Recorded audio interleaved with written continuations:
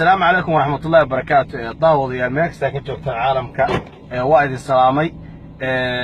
وحصو يعني وحياة بدن بران عاودين شغو waxa kamid ah horta sida banaanba qofkii ku heeliya ama ku caawiya ama adiga wax ku qabta hadii aad khiyaantid oo qofkaasi wanaag uu ku galay aad waxa weeye aad ku jasaartid ogow in cuqubadaasi adiga kugu soo laabanayso qisayr oo Sacuudi Carabiya ka dhacday baa raayna idinka sheekeeyo qisadaasi waxay ahayd gabar ayaa waxa qabay gabadhii ninkii qabay iyadoo oo la aqal degan oo la joogtay ayay gabar walaasheeda guriga keentay gabar walaasheeda guriga keentay waxay gabar aad u qurux badan ka qurux badan gabadha kale waxa walaasheeda isla markaasna waxa way qof aad u firfircoona ninkii guriga deganaa gabadha qabay gabadhii walaasheed markuu arkay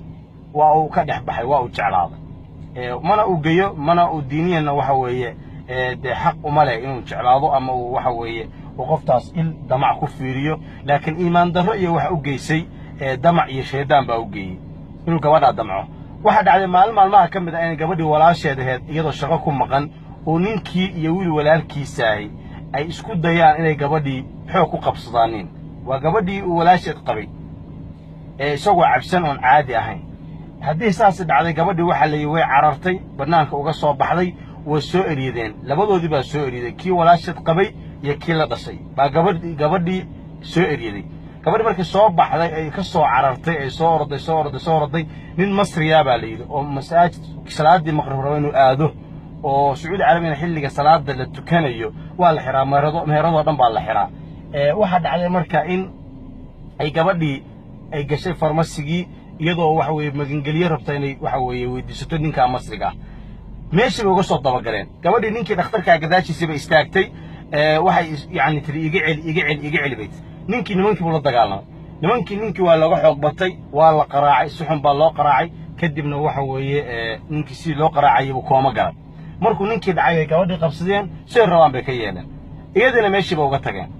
iyagoo labadoodiba meeshii yaal iyadana ay suxsan tahay ninkii difaacayo masrigan uu suxsan yahay baa booliskii Sacuudi Carabiya uu u yimi baa la yiri gabadhii iyo ninkii oo meeshii ku jira markaas labadooda dhakhtarka la geeyay markii dhakhtarka la geeyay baa gabadhii iyo ninkii waxa soo hornaxday baa leeyahay gabadhii baa soo hornaxday oo yaani miirkeedii uu taam noqday saasi markay dhacday gabadhii baa la wareystay waxa maxaa kugu dhacay wax u dhaceen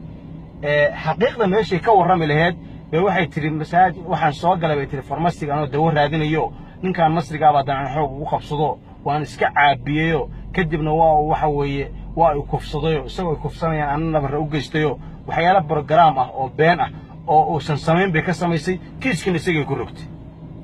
waxa dhacday in ninkii maskiinka ahaa ee u hiiliyay ee Ilaahay dartii u caawinayay ee haba yaraatay wax kiisa uu leeyahay aysan jirin in isagii lagu xukumo dil toogasha oo maxkamad la geeyo oo la yiraahdo waa lagu dilayaa dulmiga aad samaysay iyo waxa weeye gafka aad gabadh aad ku samaysay ninkii waa qeyliyay waranu madluum baana waranu hawshaas waxa weeye waxba kama ogoon Ilaahay dartii aan u saaciday wax allaala iyo wax laga qoray toonna ma jirto ninkii baa la soo kixiyay maxkamadda la keenay dil baa lagu xukumay barxadda dadka lagu dilo baa la keenay ninkii barxadda dadka lagu dilo magaalada Jidda barxad caana baa la keenay oo dadka lagu toogto ninkii markii meeshii la keenay nin Afrikaan oo xoogan oo qolyahan dadka qoorta ka jara ayaa waxa weeye safety loo dhiibay markuu damcay baa inuu qoorti ka jaro baa safety xaq alla laga qabtay markaas mar labaad ku celi saadana xaq alla laga qabtay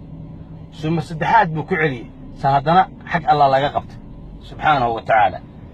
ساسي مركي أي دعضي واحد دعضي مركي ساسي دعضي إن نينك لهدنا الله يري أو نينك كلا وحوي هدنا لي نينك كان هو بقى كلا ذو قورتي كجو نينك كلا أنتو قاتبة لي قورتي نينك طبعاً وكتره سيدي سلك بس كان حق الله لا يقبت مرلبات بنتو دبوا قبح بالي قورتي وحكاكسية بف halkaas intuu ka gooyay boqorti hor dhigay ninkii Allah markii qoorti ka gooday baa leeyahay ba Ilaahay subhanahu wa ta'ala xidid kamid ah xididadiisa baa intuu kor u kacay baa leeyahay oo dhig shubay baa dhigii dhulkii wuxuu ku qoray ana madluum boo dhigii qoray oo maxay tahay waranigu dulmi malihi xaqdara la igu dilay bal Ilaahay baa ku dhaarsay fiirsa dulmiga ay gabadhaasi u geysatay ninkii difaacay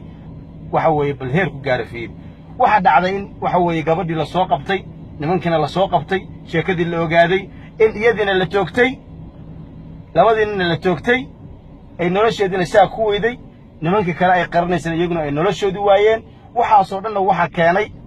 waa dulmigii ay samaysay ee ahaa qofkii u hiiliyey ay waxa weeye ay ka hiilisay oo ay beenta ka sheegtay marka dad badan baa jira oo dadka caawiya oo waxa weeye dadka wax u qabta laakiin saasay tahay la dulmo oo waxaysan hayn laga sheego saa awgeedna waxaan ka codsanayaa qof kastoo Soomaaliya iyo qof kasta oo muwaadin Soomaaliyeed iyo qofka muslimaaba in weligaa qofka ku caawiya iyo qofka wax kugu qabta aadan khiyaamin in qofka kuu hiiliya aadan khiyaamin in cidda ku garab istaagta aadan khiyaamine aad qofka waxa weeye wanaagga uu kuu sameeyo hal jazaa'u lihsaani illa lihsaan wayna noqotaayo qofkii isxaan kuu gala wana isxaan u gashaa fariintaani qisadana waxay idinka sheekaynayay si aad waxa weeye dadka walaalihiina aad isu garabsataan isla markaana isxaan isugu fashaan waa anigu walaalkiin Shamsuddin Makaawi assalaamu calaykum waraxmatullaahi